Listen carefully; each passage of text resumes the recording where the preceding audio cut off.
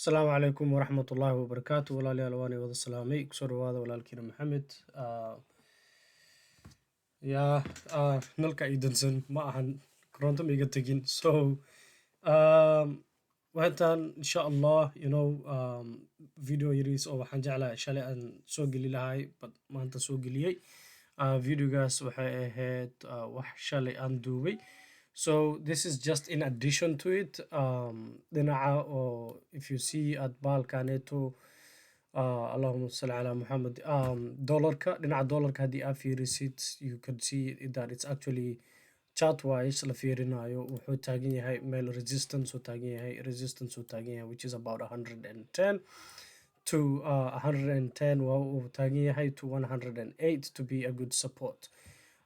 Meeshaan haddii oo jabsado that would be really good for the dollarka ahaan, but right now as per on a weekly basis wuxuu taagan yahay a resistance.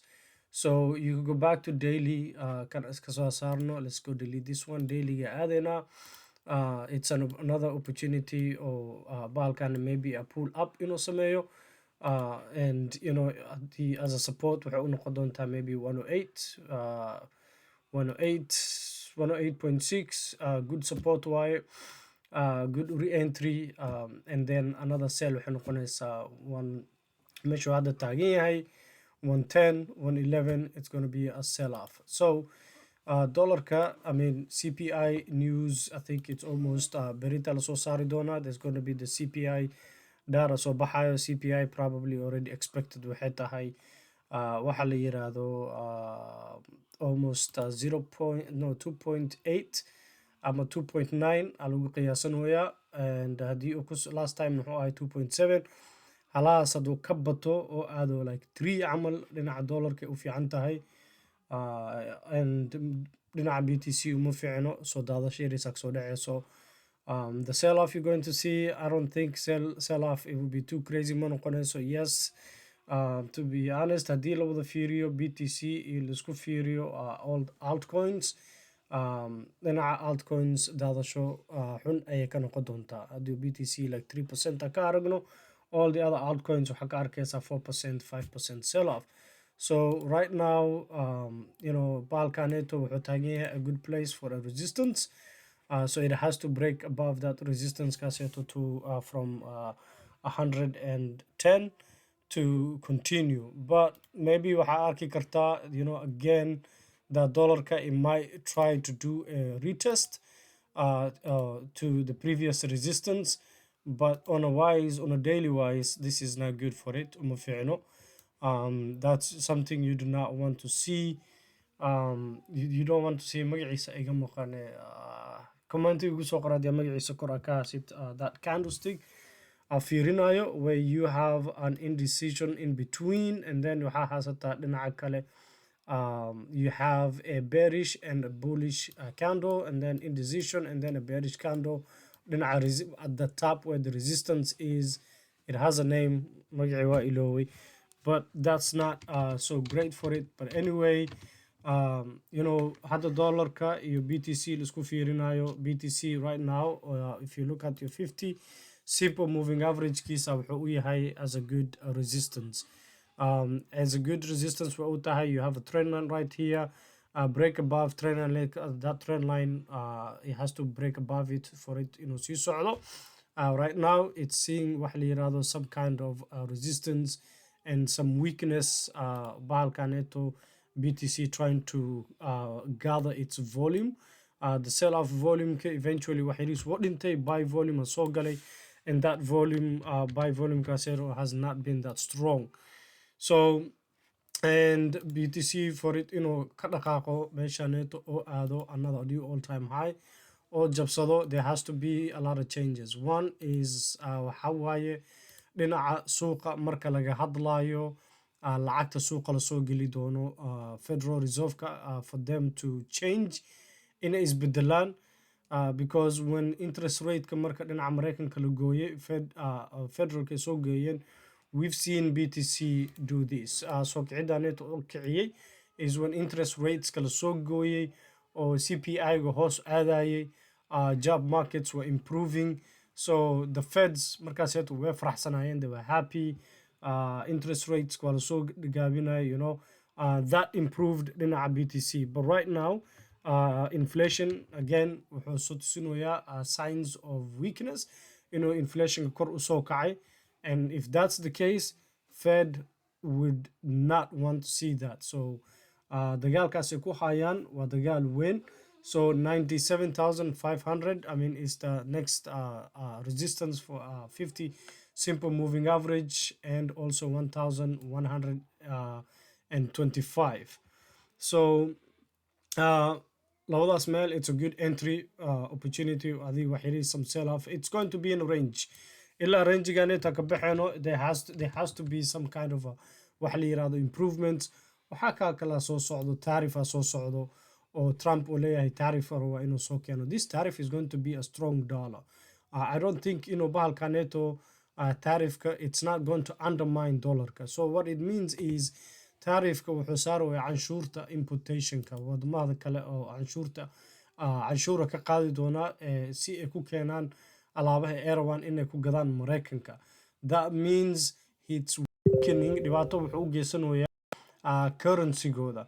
But that's not going to last. What I think is hadhowtii waxaa ka dhici doono wax la yiraahdo people markii cunaqabataynka ma ahane dollarka iyo markii laisku fiiriyo lacagtooda, because of tariffka lagu saaray percentage 2 to 5% way badan tahay. marka saas lagu sameeyo canshuurtaas kor loogu qaado, people of other countries way fikirayaan, waxay leeyihiin importationka neto ninkaan ka doonanayno, we have to start wax la yiraahdo strategizing wadamadooda gudahooda inay ka sameeyaan, ama wadamo kale inay ka raadsadaan ee trade ee dhexdooda ku sameeyaan oo lacagahooda ay ku kala iibsadaan. So there will be a lot more strategic, and that markaas will weaken the dollarka markaas hoos usoo dhici doonaa. soo dhacadaas ay soo dhacayso dollarka, that's when people run away from US bond treasury kasoo ordayaan, dollarka kasoo ordayaan, meel lacagahooda waxay la aadayaan wadamadooda ee lacagahooda ay u gisho doonaan. That would then help dhinaca BTC-ga, dhinaca cryptocurrency-ga u fiican tahay. One more last thing is Arrow. It's really, this is so great. I mean, to me, waa ku faraxsanahay to actually see this. I want to see bahalkaneeto inuu san sidiisa uu kusii ahaado. This bahalkaneeto death cross, and I also want to see this resistance continue, the sell-off. The sell-off kaneeto dhinaca oo waxaan ka hadlooyaa BTC dominance. This is what I want to see. BTC inuu sameeyo stalling, meaning another new all-time high inuusan sameynin oo adiga between ranges uu ku jiro, and then you see some dominance kaneeto oo soo daadanayo. I mean, this is perfectly ayuu usoo taabtay. meeshaan haddana waa laga soo celinayaa. What you want to see is another sell-off oo soo noqonayo oo hoos usii dhacayo. Eventually come test the 200 simple moving average oo jabsado, and then bahalkaneeto wuu ku daayo. That would be really great for dhinaca waxaan ka hadlayaa all the other coins, especially a lot for bahalkaneeto Ethereum. This is Ethereum. So Ethereum on haddii aan ka tago dailyga iga wad 50ganeeto ka saar, 200ka iga saar. What I'm going to show you is this weekly ganeeto for Ethereum to do wax la yiraahdo bahalkaneeto an impulsive movement. It has to at least sameysto dhinaca the right shoulder. Haddeertaan ujeedno wuxuu samaystay, it made this is the left shoulder oo samaystay, and this is waxa ujeeda the head. haddana wuxuu taagan yahay the right shoulder, so it has to make dhinacaneeto right shoulder kaasito waa inuu samaystaa. This right shoulder waxa u baahanaan wax yariiskan oo soo da'ayo for it to eventually come back here oo kasii noqdo until 2800. Ila 2800, that would be okay. Below 2800, the right shoulder way ku dhaaftay, then it's not a valid wax la yiraahdo inverse head and shoulder. So you need to see at least ila 2800 kaseto for it to hold as a support, and then oo ka noqdo oo meeshaneeto bounce oo ku sameeyo back and forth. But eventually this is the price.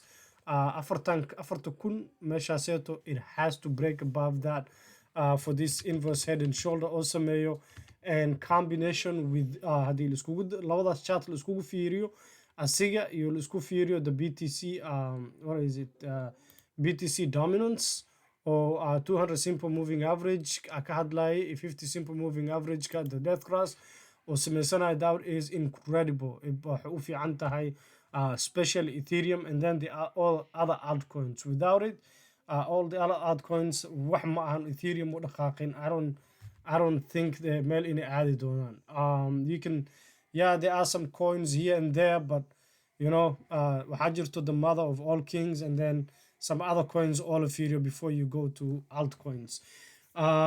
Lastly, another one is XRP. XRP, I posted this I think a while ago. waxaan dhahay meeshaan haddoo jabsado XRP wuu ku daayay. waxaa ujeedaa hadda oo jabsaday and it's actually doing a double top, so you definitely want to see a continuation.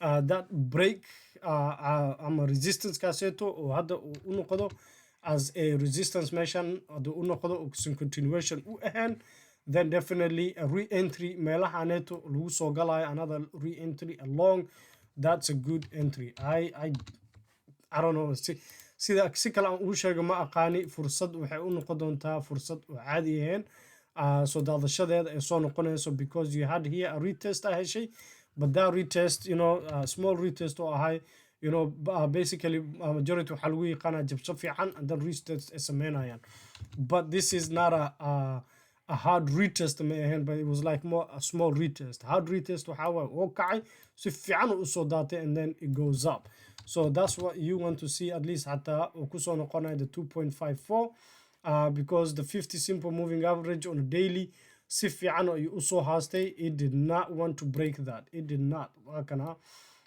this was aniga meel aan ku sugaya entry the 2.31 ilaa haddaan uu ku sugaya and I was like you know what hadduu ku dhaaf wuu ku dhaafi you know ha isdhibin ha dagaalamin. Eventually hadeertan this breakout confirmation ay ii tahay, so all I have to see is a small retest 2.57 ama break above this and then continue another possible good entry waa tahay. So anigu soo gabgeeyey you know CPI data akusoo baxda beri, I mean it's not it doesn't make a huge difference you know dhaqaaq yariis oo samee doono oo haddana beri dambe lasoo celinayo, not a huge difference. Definitely BTC has to hold this place, waa inuu meeshaaneeto oo hold gareeyo the 91,000 a break below that, so right now wuxuu ku jiraa waxaa la yiraahdo I mean inverse ama an inverse head and shoulder maahane, it's a head and shoulder.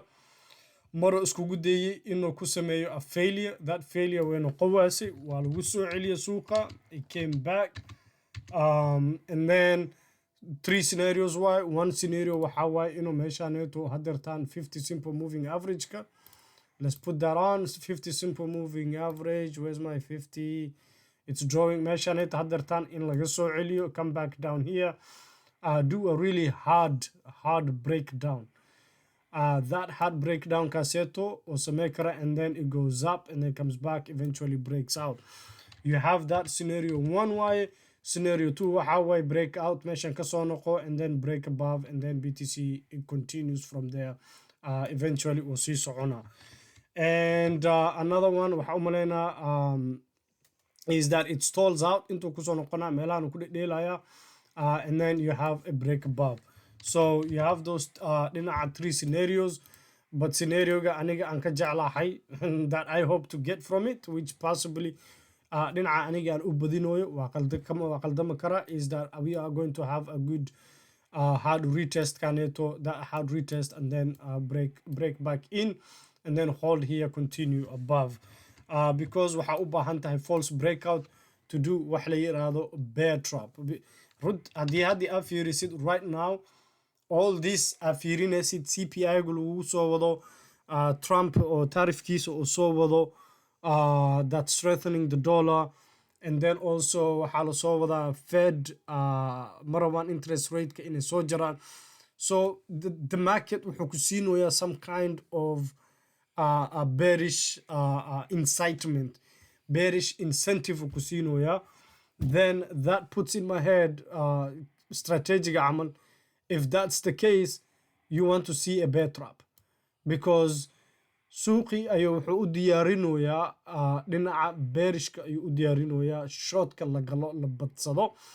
And if that is so, then trap those bears before you continue. You know, psychological wax ma lagu dhaha marka lagu dhahayo, it's all about the emotions of people. That's what the emotions ka laga hadlayo. You know, FOMO gan laga hadlayo, fear of missing out. ama trade aa gashay oo aad shaki kaaga jiro aan ka baxday. Those are the things, the news, dhinaca akhbaarta, the headlines, they prepare you, way kugu diyaarinayaan, you know. But at least play with the chart, you know, emotion you soo galin. If you put a buy here, put a buy there. If you put a here sell, put a sell there. Wiliga ala kala cabsanin. Just trust your instinct. So that's what you want. I'm hoping to see that at least a retest, hard retest au bahanahan, bear trap, and then we go. So and that would be something and iskugu diyaarinayo.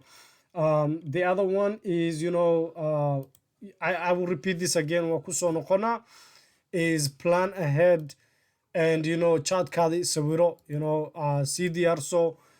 Start putting in your buys, because waad arki doontaa BTC of 4% ee soo daadatay, maybe 87,000 imaanayso. You are going to see all the other altcoins bleed out. Bleed out macnaheeda waxaa waa daadashada ay kasoo daadan doonto wax ka weyn ma leh. I mean, let me just talk about comp. Waa ujeedaa comp inta wuu jabsaday, breakdown ku sameeyay, and then it broke again above dhinacaneeto demand area hadda u tahay, but then it broke above, wuu noqday retest ku sameysay, and then breakdown hoosoo imaaday. And now you have also again being rejected from this trend line. Wuxuu soo noqday meesha demand area ku soo noqday for, so haddii meeshaneeto oo ka noqonin oo kor aadin, you have a breakdown. So that breakdown, at least very least meeshaan iskugu diyaarinaya. I hope video ganeeto inaa wax aad ku darsatay. Insha Allah different one waxaan ka hadli doonaa every single coin aniga aan diyaarsaday, chat ahaana u diyaarsaday, and saa iskugu diyaarsaday. Insha Allah ilaahay fursadda markuu i siiyo iyo trade meelaha aan ka diyaarsanayo aan wax kusoo galayo, so at least you benefit from the technical analysis dhinaciisa. Asalaamu calaykum waraxmatullahi wabarakaatu.